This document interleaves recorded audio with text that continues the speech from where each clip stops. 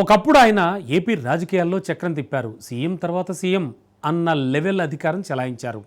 పార్టీలో నెంబర్ 2గా కొనసాగారు. అయితే టైం ఎప్పుడు ఒకేలా ఉంటుందా? ఉండదు కదా. ఎన్నికల్లో ఆ పార్టీ చాలా ఘోరంగా ఓడిపోయింది. ప్రాధాన్యత లేదని ఆయన పార్టీని వీడారు. దీంతో ఆయనకు బ్యాడ్ టైం స్టార్ట్ అయిందట. ఒకప్పుడు పెద్ద నాయకుడిగా చలామణి అయిన ఆయనకు ఇప్పుడు విలువే లేదట. తిరిగి సొంత పార్టీలోకి వెళ్లేందుకు ప్రయత్నాలు చేస్తున్నారట. ఇంతకు ఎవరా నేత? ఆయన ప్రస్తుత సిచ్యువేషన్ ఏమిటి? Let's watch.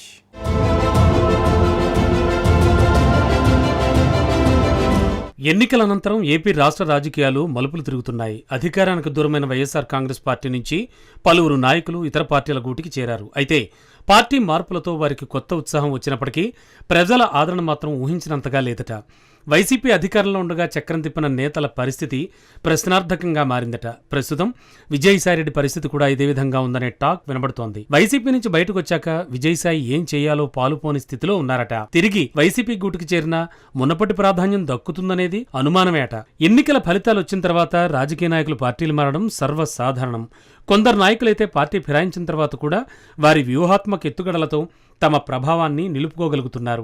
ఇందుకు గంటా శ్రీనివాసరావును ఉదాహరణగా చెప్పుకోవచ్చు. భీమిలికి చెందిన తెలుగుదేశం పార్టీ ఎమ్మెల్యే గంటా శ్రీనివాసరావు 2004లో టీడీపీతో తన రాజకీయ జీవితాన్ని ప్రారంభించారు. కానీ ఆ తరువాత మెగాస్టార్ చిరంజీవి స్థాపించిన ప్రజారాజ్యం పార్టీలోకి ఫిరాయించారు. మరి ఆ తరువాత చిరంజీవి ఇతర పీఆర్పీ నాయకులతో కలిసి కాంగ్రెస్లో చేరారు. కిరణ్ కుమార్ రెడ్డి మంత్రివర్గంలో మంత్రిగా కూడా పనిచేశారు. చివరకు టీడీపీకి తిరిగొచ్చి 2 సార్లు ఎమ్మెల్యేగా ఎన్నికయ్యారు. గంటా ఈసారి కేబినెట్ పదవిని పొందలేకపోయినప్పటికీ తన రాజకీయ చతురత కారణంగా విశాఖపట్నంలో తన ప్రాముఖ్యతను కొనసాగిస్తున్నారు.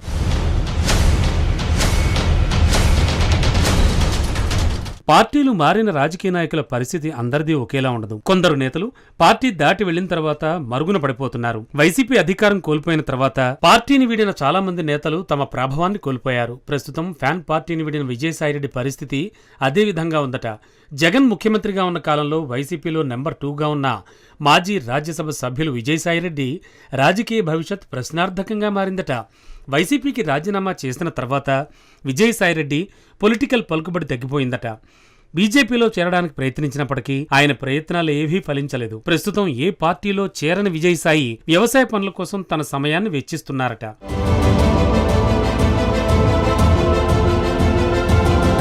వైసీపీ నుంచి టీడీపీ, జనసేనలో చేరిన నేతల పరిస్థితి అగమ్యగోచరంగా ఉంది. వైసీపీకి రాజీనామా చేసి టీడీపీలో చేరిన మాజీ రాజ్యసభ సభ్యుడు మోపిదేవి వెంకటరమణారావును ఎమ్మెల్సీగా చేస్తారని భావించారు. అయితే ఆ విషయంలో పురోగతి లేదు. ఒకప్పుడు వైసీపీలో ప్రకాశం జిల్లా రాజకీయాల్లో ప్రముఖ వ్యక్తిగా ఉన్న మాజీ మంత్రి బాలినేని శ్రీనివాసరెడ్డి కూడా జనసేన పార్టీలో చేరిన తర్వాత తన ప్రాముఖ్యతను కోల్పోయారు. అక్కడ ఆయన్ను పెద్దగా పట్టించుకోవడం లేదు. మరో నేత ఆళ్ల నాని పరిస్థితి కూడా అలానే ఉంది. ఒకప్పుడు ఏలూరులో శక్తిమంతమైన నాయకుడైన ఆళ్ల నాని జగన్ హయాంలో డిప్యూటీ సీఎంగా కూడా పనిచేశారు. టీడీపీలోకి మారిన తర్వాత ఆయన రాజకీయ ప్రాముఖ్యత కూడా తగ్గింది. వైఎస్ఆర్సీపీని వీడిన గ్రంథి శ్రీనివాస్, సామినేని ఉదయభాను, ఆడారి ఆనంద్, మర్రి రాజశేఖర్, వాసిరెడ్డి పద్మ వంటి నాయకులు కూడా రాజకీయాల నుంచి దాదాపుగా కనుమరుగయ్యారు.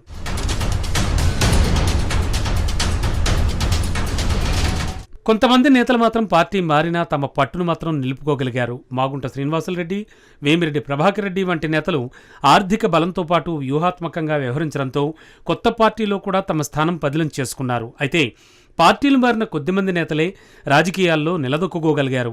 చాలామంది నేతలు మాత్రం పార్టీ ఫిరాయింపులు చేసిన తర్వాత తమ ప్రభావాన్ని కోల్పోయారు. ప్రస్తుతం విజయసాయిరెడ్డి పరిస్థితి ఏమిటనే దానిపై రాజకీయ వర్గాల్లో చర్చ నడుస్తోంది. వైసీపీ గూటికి సాయిరెడ్డి తిరిగి వస్తారనే టాక్ వినబడుతోంది. ఈ నేపథ్యంలోనే విజయసాయి తిరిగి వైసీపీలోకి వస్తే పార్టీలో ఏ పదవిస్తారు? ఇంతకుముందు ఆయనకు దక్కిన ప్రాధాన్యత ఇప్పుడు దక్కుతుందా అనే చర్చ అయితే నడుస్తోంది. మొత్తానికి వైసీపీని విడిన విజయసాయిరెడ్డి రాజకీయ జీవితం ప్రశ్నార్థకంగా మారిందట. సాయిరెడ్డి తిరిగి వైసీపీలోకి వెళ్లినా ఇంతకుముందు దక్కిన ప్రాధాన్యం దక్కదంటున్నారు రాజకీయ విశ్లేషకులు. మరి విజయసాయిరెడ్డి రాజకీయ భవిష్యత్ ఏ విధంగా ఉంటుందో వేచి చూడాలి.